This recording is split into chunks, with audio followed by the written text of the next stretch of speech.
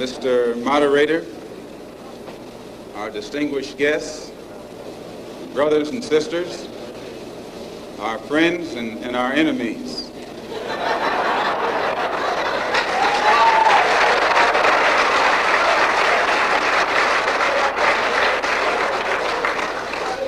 Everybody is here. As many of you know, last March,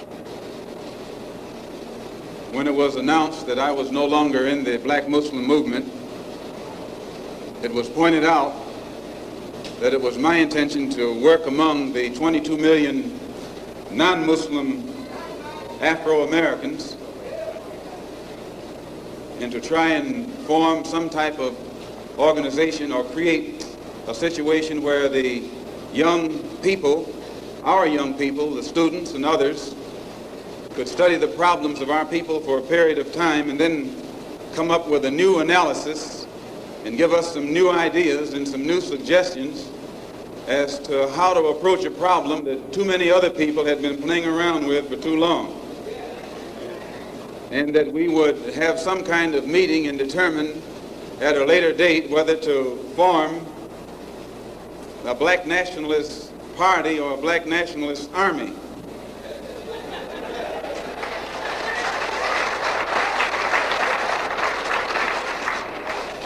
There have been many of our people across the country from all walks of life who have taken it upon themselves to try and pool their ideas and to come up with some kind of solution to the problem that confronts all of our people.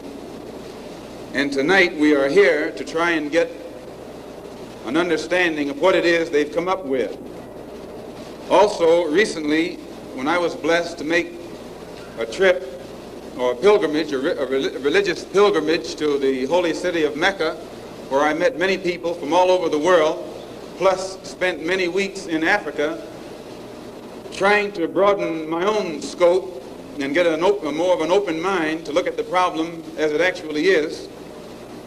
One of the things that I realized, and I realized this even before going over there, was that our African brothers have gained their independence faster than you and I here in America have. They've also gained recognition and respect as human beings much faster than you and I. Just 10 years ago on the African continent, our people were colonized. They were suffering all forms of colonization, oppression, exploitation, degradation, humiliation, discrimination, and every other kind of ation. And in a short time, they have gained more independence, more recognition, more respect as human beings than you and I have. And you and I live in a country which is supposed to be the citadel of education, freedom, justice, democracy, and all of those other pretty sounding words.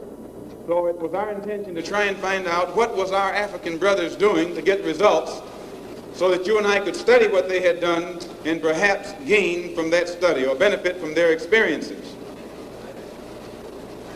And my traveling over there was designed to help to find out how. One of the first things that the independent African nations did was to form an organization called the Organization of African Unity. The purpose of our Organization of Afro-American Unity, which has the same aim and objective, to fight whoever gets in our way.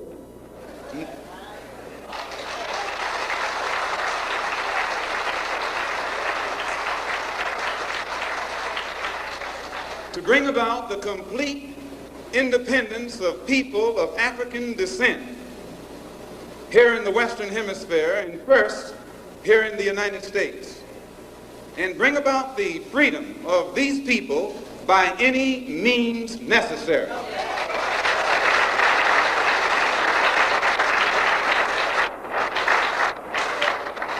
That's our motto. The purpose of our organization is to start right here in Harlem, which has the largest concentration of people of African descent that exists anywhere on this earth. There are more Africans here in Harlem than exist in any city on the African continent, because that's what you and I are, Africans.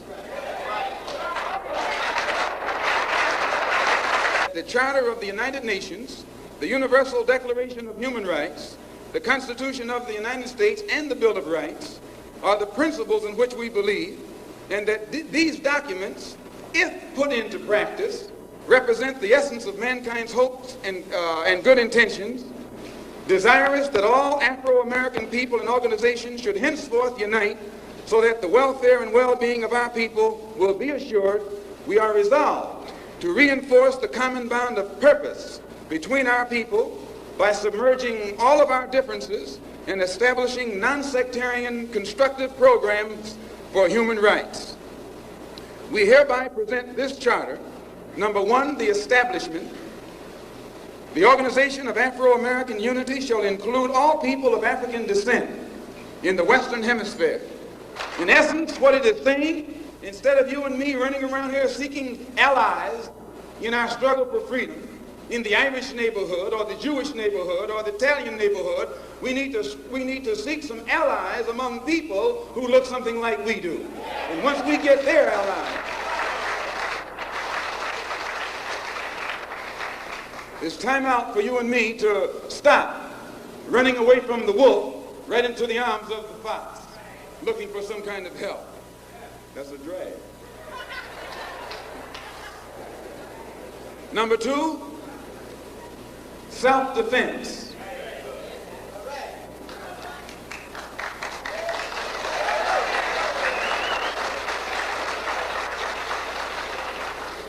Since self-preservation is the first law of nature, we assert the Afro-Americans' right to self-defense.